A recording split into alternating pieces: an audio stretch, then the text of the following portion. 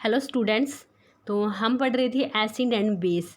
इस चैप्टर में आज हम डिस्कस करेंगे पीएच स्केल को कि पीएच स्केल क्या होती है। तो समझिए एक बार, pH scale power of hydrogen ion. Power of hydrogen ion को क्या कहा जाता है? PH scale. मतलब पूछा जाए कि पीएच स्केल में हम किसके बारे में पढ़ते हैं, हमें क्या चीज़ पढ़नी होती है, तो इसकी क्या फुल फॉर्म रहेगी? पावर ऑफ हाइड्रोजन आयन, या फिर आप बोल सकते हो potential of hydrogen ion. Okay. PH scale की खोज किसने की थी? कई बार पूछा जाता है, तो आप बताओगे सोरेंस ने। किसने खोज की थी? सोरेंस ने खोज की थी। अब ये जो पीएच स्केल होती है, ये एक टेबल के थ्रू मैं आपको समझाती हूँ। जैसे कि ये एक कोई टेबल है आपकी, ठीक है। 0 to 7 और 7 to 14 मार्क्स यहाँ आपको दिखाई दे रहा होगा। 0, 7 और 14। 7 से इस साइड वाले जहाँ प्लस लिखा हुआ है, साइड से इस साइड वाले कैसे होंगे? सारे ही एसिडिक होंगे। और 7 से अबो जितने होंगे वो सारे कैसे होंगे? बेस होंगे। इट मीन्स कि जिनका पीएच जो है वो 7 से कम होता है, जिनका पीएच 7 से कम, वो कैसे नेचर में होंगे? एसिडिक होंगे। और जिनका जो पीएच है वो 7 से अबो होता है, ऊपर होता है, तो वो होंगे सारे ही बेस। ठीक है। और 7 जिनका पीएच होता है 7, उनको कहा जाता है न्यूट्रल यानी कि उदासीन। ठीक है। न्यूट्रल यानी कि उदासीन, जो ना तो एसिडिक होते हैं और ना ही बेसिक होते हैं। एक बार फिर से समझिए, पीएच स्केल की खोज की थी सोरेंस ने। पीएच स्केल होती क्या है? तो यहाँ हम हाइड्रोजन की पावर कितनी होती है किसी की ऑब्जेक्ट के अंदर, किसी के अंदर, ठीक है, वो चीज़ हम यहाँ मेजर करते हैं। तो इसको समझने के लिए टेबल है, उस टेबल में आपको 0 to लेके 14 तक ऐसे लाइनिंग लिखी हुई मिलेगी। तो और वहाँ बीच में होगा सेंटर में 7 होता है न्यूट्रल यानी कि उदासीन। 7 से कम बिलो जो होंगे वो सारे ही एसिडिक यानी कि अम्लीय होंगे। और 7 से जो अबो होती है पीएच स्केल, वो सारे ही कैसे होते हैं? बेस यानी कि क्षारीय होते हैं। ठीक है। और 7 क्या है? न्यूट्रल यानी कि उदासीन। उसके बाद जो एसिड है उसका यूज़ किया जाता है बैटरी में भी। जो गाड़ियाँ चलती हैं, गाड़ियों में जो बैटरी बनाई जाती है, जो लेड स्टोरेज बैटरी होती है, उसमें एसिड का यूज़ किया जाता है। और एक और बात सबसे मेन इम्पोर्टेंट, जो 7 पीएच होती है वो एक तो आपकी होती है प्योर वाटर की, यानी कि डिस्टिल वाटर, आशुद्ध जल, हिंदी में इसको कहेंगे आशुद्ध जल, या फिर न्यूट्रल वाटर यानी कि उदासीन जल भी कह सकते हैं। तो इसका जो पीएच है वो हमेशा कैसा रहेगा? 7 रहेगा। इट मीन्स कि जो डिस्टिल वाटर है वो ना तो एसिडिक होता है और ना ही बेसिक होता है। ठीक है। बढ़ते हैं नेक्स्ट।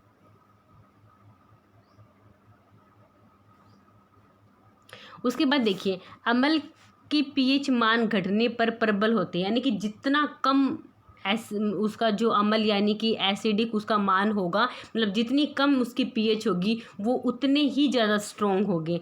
जैसे कि हम एक बार सपोज कर लेते हैं, जैसे किसी का जो पीएच है वो 1 है, तो इसका मतलब ये क्या है? कोई एसिड है। ठीक है।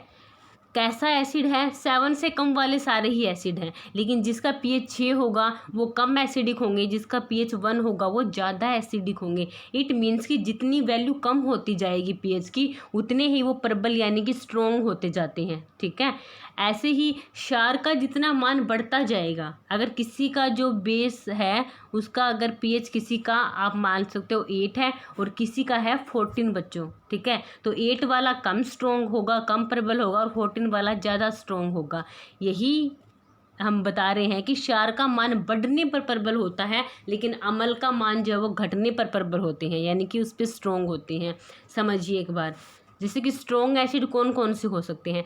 कंसनट्रेटेड HCl है जिसका 0 पीएच होता है।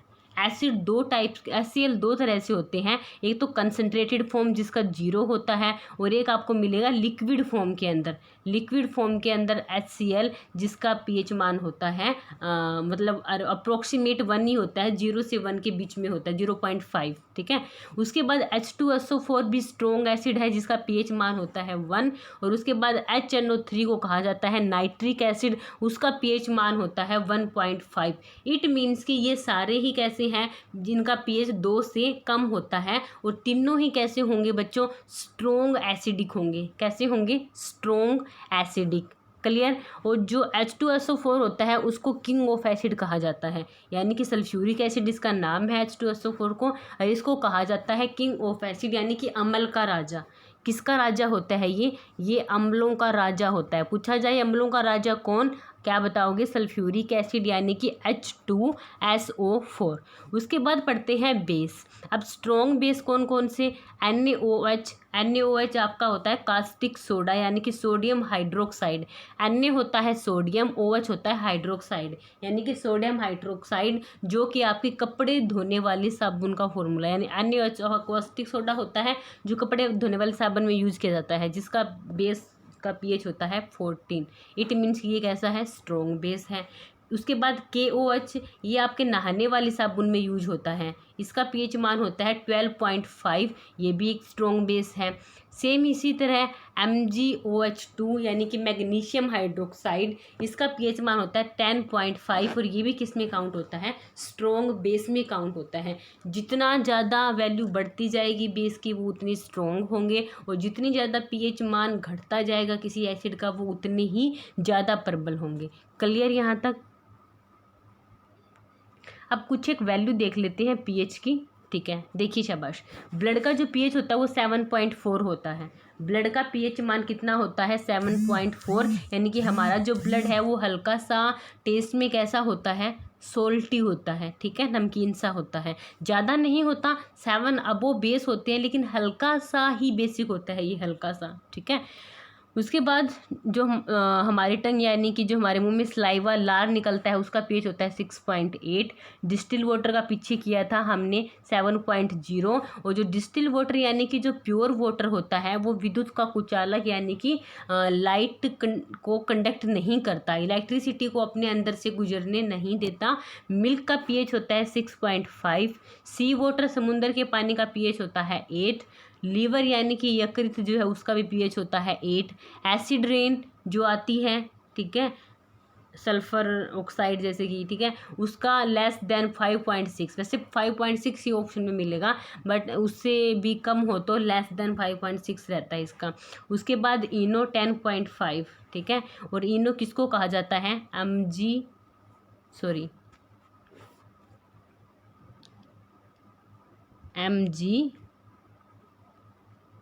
MgOH2, ठीक है, ये इनो का फॉर्मूला है। ये है मैग्नीशियम हाइड्रोक्साइड जो कि इनो में पाया जाता है। देन उसके बाद माउथ यानी कि जो टीथ का रहता है वो आपका रहता है 5.5। देन टूथपेस्ट में होता है, टूथपेस्ट आपका बेसिक होता है जिसका रहेगा 8 से 9 के बीच में। विनेगर यानी कि सिरका एसिडिक होता है 3। यूरिन जो आपका मूत्र होता है उसका pH होता है 6, ठीक है। क्लियर यहाँ तक।